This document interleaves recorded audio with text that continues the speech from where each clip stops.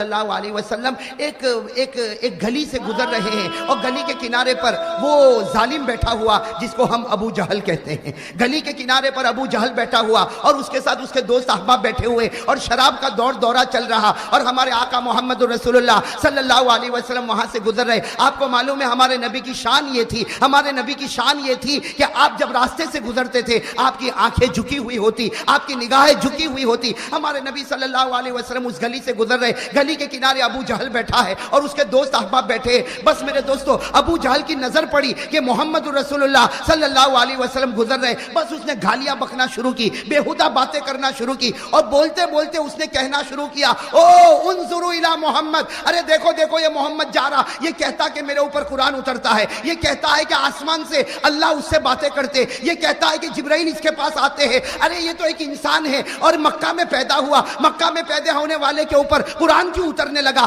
اللہ کیوں باتیں کرنے لگا اور آسمان سے فرشتہ کیوں اترنے لگا. یہ کہہ کر زور زور سے ہنسنے لگا. ابو جہل بھی ہنسے, اس کے دوست بھی ہنسے, لیکن قربان جاؤ ہمارے آقا محمد رسول اللہ صلی اللہ علیہ وسلم نے کوئی جواب, اس لیے کہ قرآن بھی یہی کہتا ہے کہ جاہل کچھ بولے تو جواب مت دے.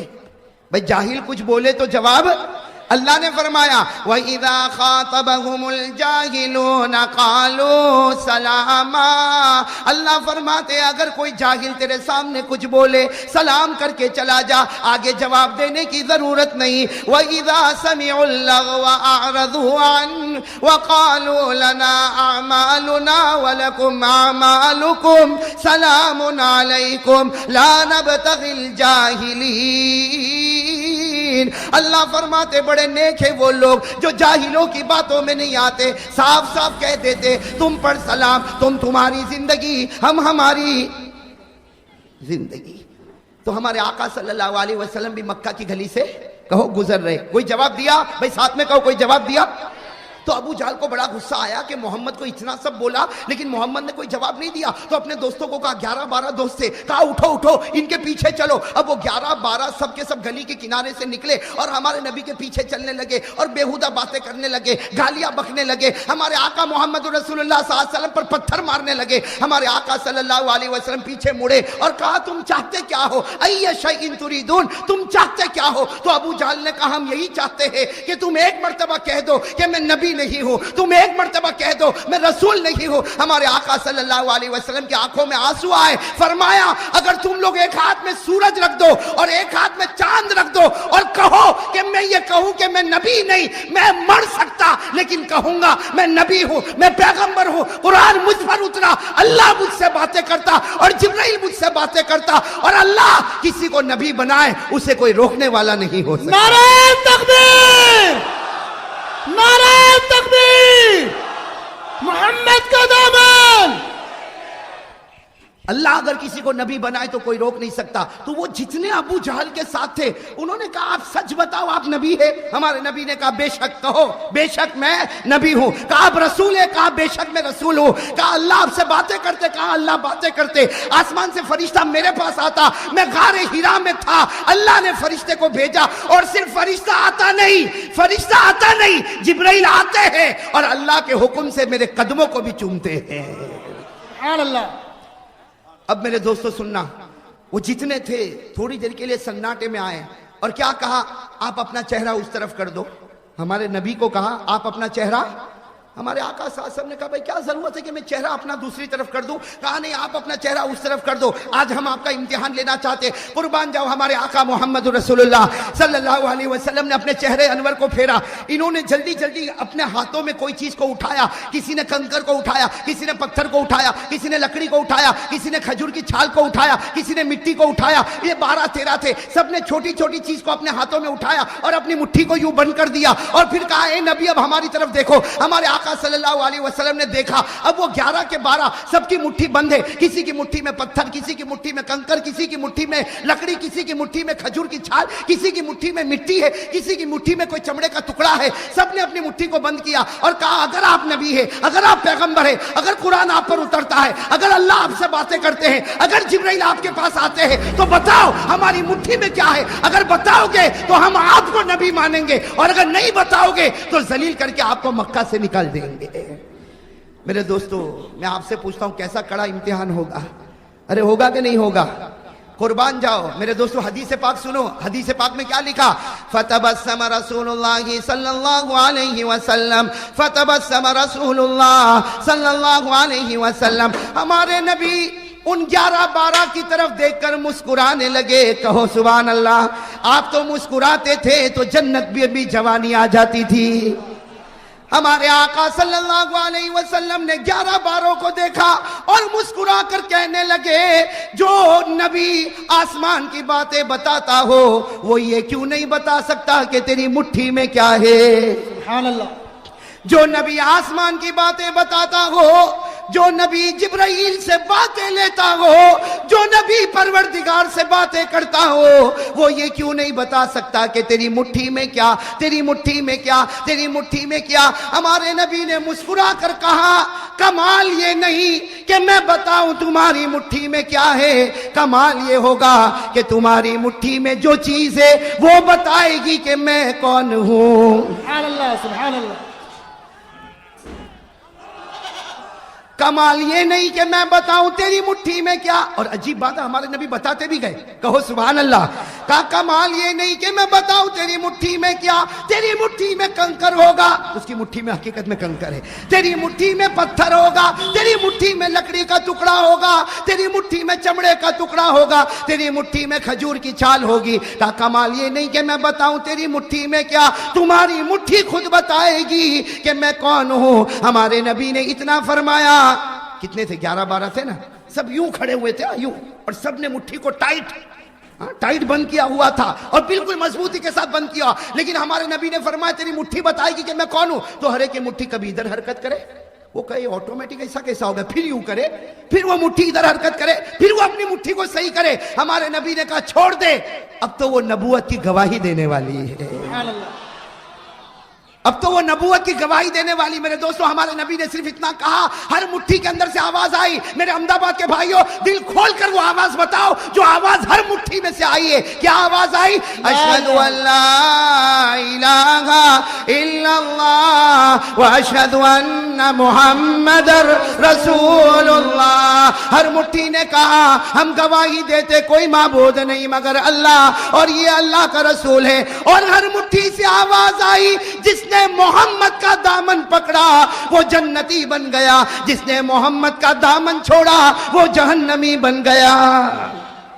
میرے دوستو کتنے تھے؟ 11-12 تھے نا۔ جب سب کی مٹھی سے آواز آنے لگی تو سب نے کہا، سب نے، صرف ابو جہل نہیں، باقی جتنے تھے سب نے ایک آواز کہا کہ اگر بے جان کنکر، اگر بے جان پتھر، اگر بے جان لکڑی، اگر بے جان کھجور کی چھال، اگر بے جان چمڑے کا ٹکڑا یہ نبی کو پہچان سکتا، ہم جان والے کیوں نہیں پہچان سکتے؟ 12 کے 12 نے ایمان قبول کر لیا۔ نعرہ تکبیر، نعرہ تکبیر، محمد کا دامن۔ لیکن ایک نے ایمان قبول نہیں کیا، کون؟ ابو جہل نے ایمان قبول نہیں کیا۔ تو ہمارے آقا محمد رسول اللہ صلی اللہ علیہ وسلم کی آنکھوں میں آنسو آ گئے۔ کہا اللہ، اے اللہ، سب نے قبول کر لیا، لیکن یہ مکے کا چودھری، یہ مکے کا رئیس، یہ مکے کا چودھری، یہ مکے کا رئیس، یہ مکے کا سرپنچ، یہ مکے کا بڑا، اس نے ایمان قبول نہیں کیا۔ اللہ، باقی سب نے ایمان قبول کر لیا۔ اللہ تبارک و تعالیٰ نے فرمایا جس کو میں ہدایت دوں اس کو ہدایت ملتی۔ میں نہیں چاہتا کہ مکے کا سردار ایمان قبول کرے، میں تو چاہتا حبشے کا کالا کلوٹا بلال ایمان قبول کر لے۔ سبحان اللہ۔ اور ابو جہل کیا بولنے لگا؟ یہ تو جادو ہے۔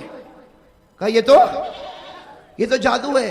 ابو جہل نے اتنا کہا یہ جادو ہے، اللہ تعالیٰ نے فوراً آیت کریمہ اتاری جس سے ابو جہل کے چہرے پر ایک تماچا پڑا۔ اس نے کہا جادو ہے، اور حضرت جبرائیل آئے اور کہا ابو جہل کو کہہ دو وَإِن يَرَوْا آيَةً يُعْرِضُوا وَيَقُولُوا سِحْرٌ مُسْتَمِرٌ وَكَذَّبُوا وَاتَّبَعُوا أَهْوَاءَهُمْ وَكُلُّ أَمْرٍ مستقر. جیسے ابو جہل نے کہا کہ جادو ہے، حضرت جبرائیل آئے اور کہا کہ ابو جہل کو کہہ دو تیرے ایمان کی ہم کو ضرورت نہیں، تو نشانیوں پر نشانی دیکھتا جائے گا اور جادو جادو بولتا جائے گا. حقیقت میں آسمان پر تیری ہدایت کا فیصلہ نہ ہوا ہے اور نہ کبھی ہونے والا. اللہ جس کو چاہے ہدایت دے، ہدایت دینے والا کون ہے؟ آقا محمد رسول اللہ صلی اللہ علیہ وسلم کی شان اور ہمارے نبی کا مقام کتنا اونچا. میرے بھائیو، وہ تو ہم نے ہمارے نبی کو جانا نہیں، بھئی ہم نے ہمارے نبی کو پہچانا نہیں. لکھا ہے روایت میں، تفسیر ابن کثیر میں لکھا ہے کہ ابو جہل کے پاس ایک بت تھا. بھئی بت سمجھتے ہو نا آپ، جس کو عربی میں صنم کہتے ہیں. تو ابو جہل کے پاس ایک چھوٹا سا بت تھا، بہت خوبصورت، اس نے خود بنایا تھا اور ہمیشہ اس کی عبادت، ہمیشہ اس کی عبادت، سفر میں جائے تو اس کی عبادت، حضر میں رہے تو اس کی عبادت. لکھا ہے کہ برسوں سے ابو جہل اس کی عبادت کرتا تھا. کس کی عبادت کرتا؟ اس بت کی.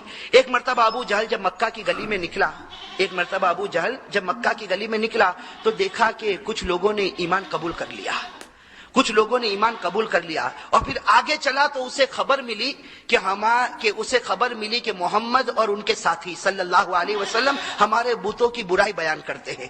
بس ابو جہل کو بڑا غصہ آیا. بھئی وہ تو عرب کا سردار تھا، امیر تھا.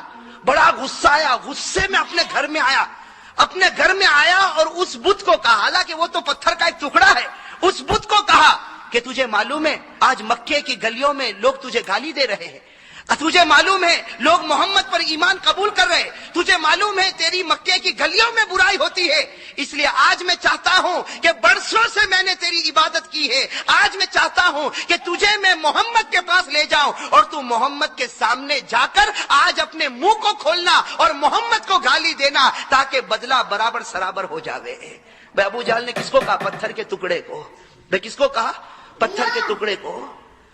میرا عزیز دوستو، اب غصہ، پاگل پنا، دیوانہ اب لیا بت کو اور سیدھے ہمارے نبی کے پاس پہنچا. لکھا ہے کہ ہمارے آقا محمد رسول اللہ صلی اللہ علیہ وسلم اپنے گھر میں تشریف فرما، یہ بڑے غصے کے اندر آتا. ہمارے نبی پوچھتے ہیں کہ ابو جہل کو پوچھتے ہیں کہ کیا معاملہ، اتنا غصہ کس بات کا؟ ہمارے نبی پوچھتے ہیں کہ اتنا غصہ کس بات کا؟ تو ابو جہل نے کیا جواب دیا؟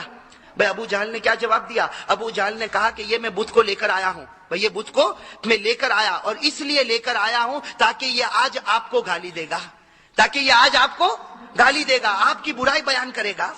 میرے بھائیوں، روایت میں لکھا کہ ہمارے نبی مسکرائے. بھئی ہمارے نبی مسکرائے، ہمارے نبی مسکرا اور ابو جہل بڑے غصے میں اس بت کو کہتا جلدی گالی دینا شروع کر، جلدی گالی دینا شروع کر. لکھا ہے روایت میں کہ اس بت نے ہلنا شروع کر دیا. بھئی اس بت نے ہلنا، کبھی دائیں طرف جھکا، کبھی بائیں طرف جھکا. اب ابو جہل جیسے دیکھا وہ بت ناچتا، اس نے بھی ناچنا شروع کر دیا. ابو جہل نے بھی ناچنا شروع کر دیا کہ اب میرا بت بولے گا. لکھا ہے کہ تھوڑی دیر میں اس بت کے اندر سے آواز آئی. تو کیا آواز آئی؟ اشہد ان لا الہ الا اللہ واشہد ان محمد رسول اللہ. اور پھر کیا کہا اس بت نے، وہ سننا میرے بھائیو. اس بت نے کہا قد افلح من زکا محمدا وقد خاب من دسا محمدا. اس بت نے کہا وہ مومن کامیاب ہو گیا جس نے محمد کی پیروی کی اور وہ ہار گیا جس نے محمد کے دل کو توڑ دیا. میرے عزیز دوستو، اب ابو جہل کو بڑا غصہ آیا، اس لیے کہ یہ تو پورا معاملہ الٹا ہو گیا نا. ابو جہل کو غصہ آیا، اس بت کو اٹھایا اور اٹھا کے زور سے پٹک دیا. بھئی اپنے ہی خدا کو پٹک دیا نا. تو قرآن کریم نے کتنے اچھے انداز میں کہا. قرآن کریم نے کیا کہا؟ ارأیت من اتخذ الہہ ہوا وَأَضَلَّهُ اللَّهُ عَلَىٰ عِلْمٍ. اللہ تبارک و تعالیٰ نے فرمایا کہ ارے اس پاگل کو دیکھو، اس نے خدا اس کو بنایا جو اس کی مرضی کے مطابق چلے. بھئی خدا اس کو بنایا جو اس کی مرضی کے مطابق چلے. جب تک اس کی مرضی چلتی تھی یہ بت کے سامنے جھکتا تھا، آج اس کی مرضی ختم ہو گئی تو اسی بت کو توڑ کے ختم کر دیا.